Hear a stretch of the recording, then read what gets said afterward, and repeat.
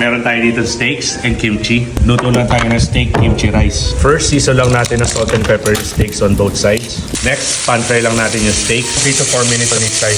Ayan, okay na to. Next, lagyan na natin ng garlic, butter, thyme, and rosemary. When it starts to bubble, base na natin. Okay na itong steaks natin. Set aside lang natin. Then rest natin for 10 minutes. Next, same pan. Painitan lang natin. Then saute tayo ng garlic, onions, and leeks. Saute lang natin. Susunod tayo ng kimchi. Chop lang natin. Then saute lang natin yung kimchi. Lagay na natin yung rice. Konting liquid seasoning, pepper, pinch of salt. Ano lang. High heat, mix lang natin ng maigi. Finish lang natin with tomatoes. Yan, okay na to. Pwede na tayo mag-plate. Next, slice lang natin yung steaks. Lagyan natin yung steaks. Lagyan natin ng fried egg. Garnish, leeks lang. And some spring onions. And fried garlic. Ayan na. Ito na yung ating steak and kimchi rice. So paano? Best part. Tignan natin.